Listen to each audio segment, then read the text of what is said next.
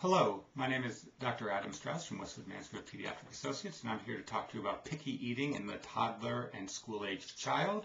I'd like to preface this video by stating that this advice is intended for patients of Westwood-Mansfield Pediatric Associates only, and if you attend a different practice, you should contact your physician as he or she may have other opinions on the matter. Picky eating is a common challenge facing parents of young children. It is something that can interrupt many a meal, causing distress and anxiety for caregivers and siblings alike. The first issue in dealing with any picky eating child is to assess whether or not he is growing adequately. For the point of this topic, let's assume that your child is indeed gaining weight, is growing in height appropriately, and has a body mass index that falls within the acceptable range. Once growth is ensured, the next step is to acknowledge the fact that as parents and caregivers, our job is to provide healthy food for our children. Ultimately, we cannot control what they actually will eat, however. They are in charge of that decision. In light of that, it is our opinion that every meal should be reasonably healthy, should have fruits and or vegetables as part of that meal. If your child eats them, terrific. If he or she doesn't, then there are a couple of different ways to handle that situation.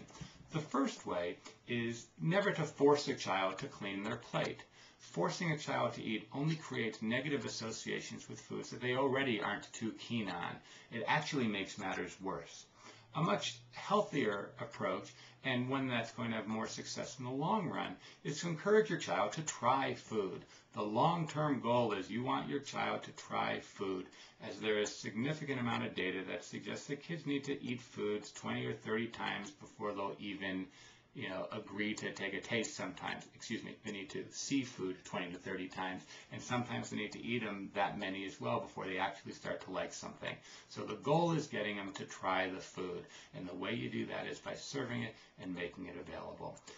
Let's take an example of a child who's given a meal of hot dog and broccoli for lunch.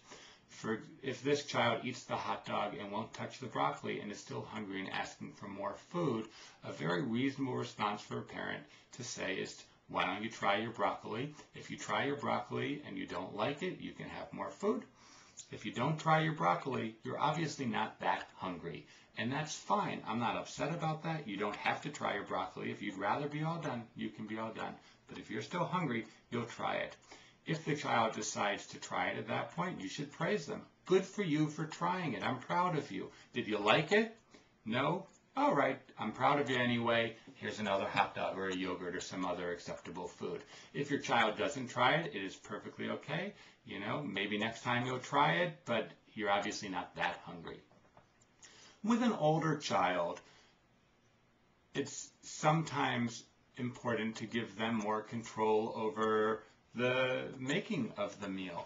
There is a lot of data out there as well that shows that children who are involved in the shopping and preparation of their food are much more likely to try it and report enjoying that food. So bringing them on the food shop and having them cut some vegetables is an effective way to broaden their palate. Thirdly, it's important not to be a short order cook. Families are busy. Life in the year 2009, 2010 is hectic.